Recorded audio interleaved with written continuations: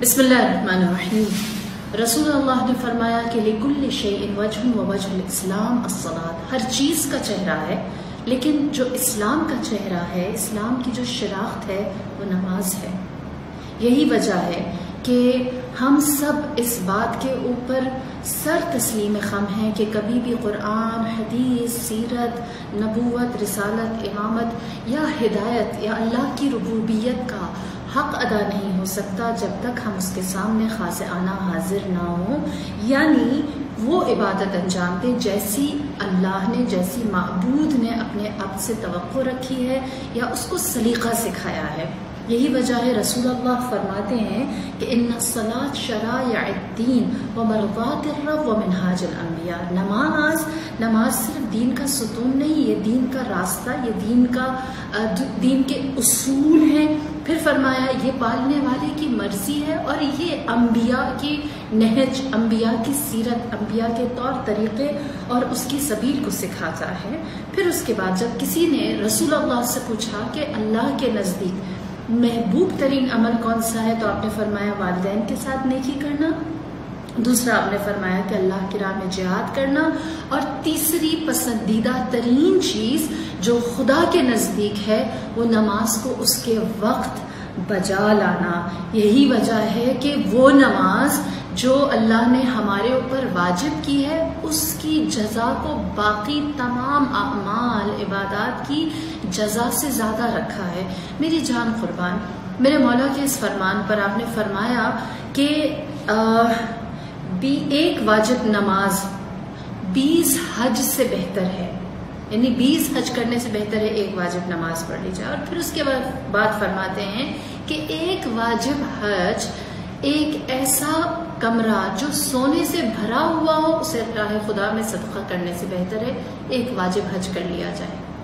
آپ دیکھیے خدا نے اس کو کتنا ہمارے لیے ضروری اور اہم بنایا ہے۔ یعنی اگر آسان الفاظ میں کہوں کہ میرا اور آپ کا صدقہ و خیرات اس نماز کے سامنے ہی چاہے سونے سے بھرا ہوا ایک کمرہ ہو اور اس کو ہم راہ خدا میں انفاق کریں، تو کیا عبادت نماز جیسی عبادت کے پیرالل یہ عبادت آ سکتی ہے؟ نہیں۔ اور وہ کمرہ صدقہ کریں اور حج کو ترک کر دیں، نہیں ہو سکتا۔ حج کر لیں اور نماز نہ کریں تو یہیں سے اندازہ ہوتا ہے کہ نماز کیسی عبادت ہے۔ پھر ایک چیز جو ہم سب کے ذہن میں آتی ہے وہ یہ کہ نماز اگر ادا بھی کریں تو اس کا فائدہ کیا؟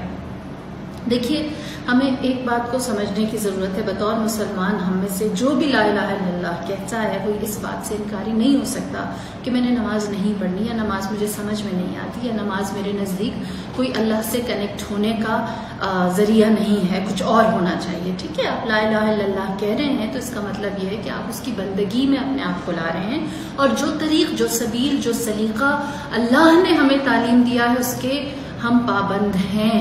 اور اگر ہم پابندی نہیں چاہتے تو ہمیں اس لا الہ سے نکلنا ہوگا۔ تو جو لا الہ الا اللہ کے اندر ہیں ان کے لیے دو راستے ہیں۔ ایک راستہ یہ ہے کہ وہ مصلی بنے، یعنی وہ نماز پڑھنے والے بنے، نمازی بنے۔ دوسرا راستہ کیا ہے جو اس سے افضل ہے؟ وہ محافظ صلاۃ بنے، نماز کے محافظ بنے۔ نماز کا محافظ کیا ہوتا ہے؟ وہ شخص جو نماز کو اس کے وقت پر انجام دے، وہ شخص جو نماز کا حق ادا کرے اس طرح سے کہ نماز کو سمجھ کر ادا کرے، اس کی بجاوری کو کرتے ہوئے نماز کے اندر جتنے بھی اذکار ہیں، جتنے بھی ارکان ہیں اور جتنے بھی غیر ارکان ہیں ان سب کو دل و جان سے خاضعانہ خاشعانہ ادا کرے، وہ محافظ نماز ہے۔ اور محافظ نماز وہ بھی ہے کہ جو نہ صرف خود نماز پڑھے بلکہ دوسروں کو بھی اس کی تلقین کرے، قائمین الصلاۃ میں سے ہو، یعنی نماز کو قائم کرنے والوں میں سے، صرف اپنی نہیں بلکہ اس نماز کے پیغام کو دوسروں تک پہنچائے۔ اور چوتھی صفت محافظین نماز کی یہ ہے کہ جب وہ نماز پڑھتے ہیں تو نماز سے خارج ہونے کے بعد، یعنی سلام پھیرنے کے بعد، وہ نماز سے اپنے آپ کو نکال نہیں دیتے، وہ عبادت سے اپنے آپ کو خارج نہیں کرتے، وہ اس کے بعد بھی حالت نماز اپنے رب کے سامنے حاضر ہوتے ہیں، یعنی وہ رکوع و سجود سے نکل کے بھی ان کا دل اللہ کے حضور عبادت میں رہتا ہے۔ تو یہ محافظ ہیں نماز کے. تو صرف مصلی نہیں ہے کہ 5 وقت نماز ہے فٹافٹ پڑھ لی، ادا کر لی، اٹینڈنس لگا دی، ہماری حاضری ہو گئی، اتنی رکعات واجبات تھی، فرائض تھے جو انجام دے دیے اور اس کے بعد معاملہ ختم. محافظ نماز مختلف ہے.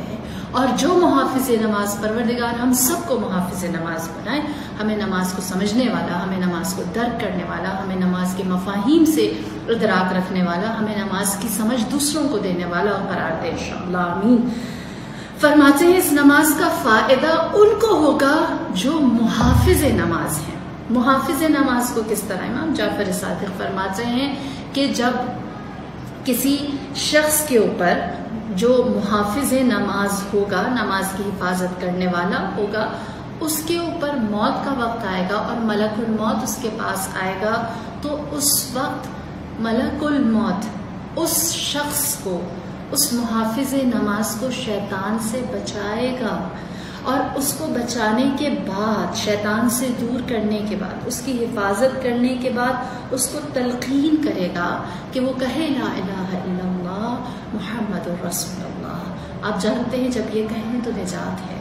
بس محافظ نماز جو ہے اس کے لیے یہ نماز اس کی آخرت، یا یوں کہیں داخلہ آخرت سے پہلے ضمانت کا باعث ہے.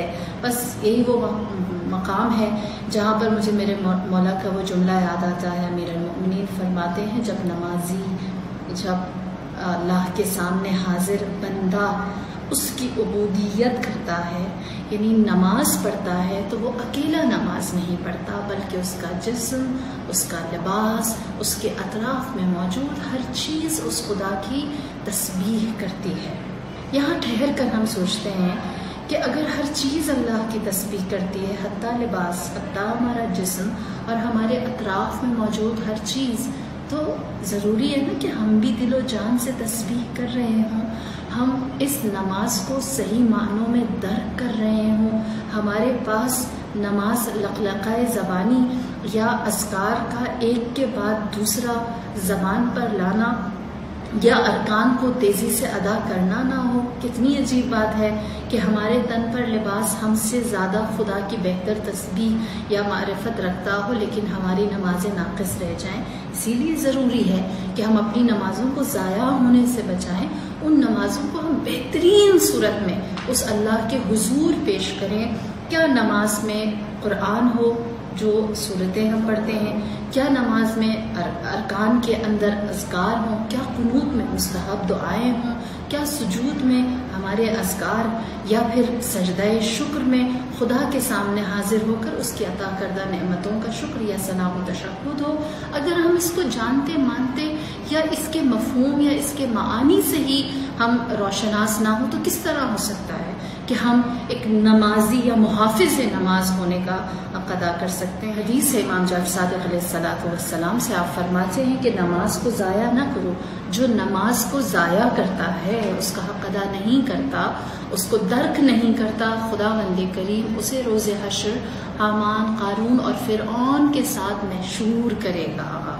یہ چیز ہمارے لیے بہت الارمنگ ہے کہ اللہ کے سامنے ہم جب حاضر ہوں تو اس کا حق ادا کر کے نماز کی بھرپور معرفت کے ساتھ بطور محافظ اس کے سامنے اپنی خاضعانہ اور اپنی ٹوٹی پھوٹی عبادت کو رکھ سکیں.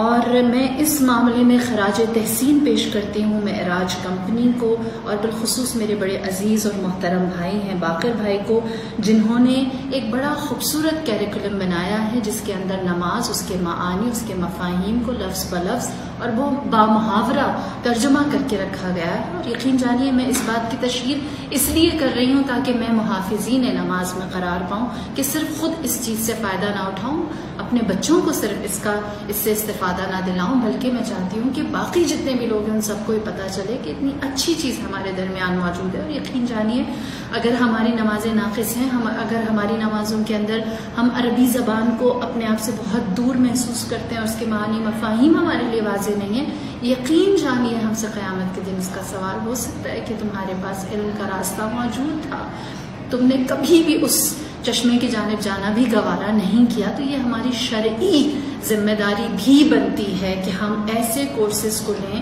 اس کو پڑھیں، اپنے بچوں کو پڑھائیں، اپنے بزرگوں کے ساتھ شیئر کریں اور اس کو اپنی زندگی کا حصہ بنائیں۔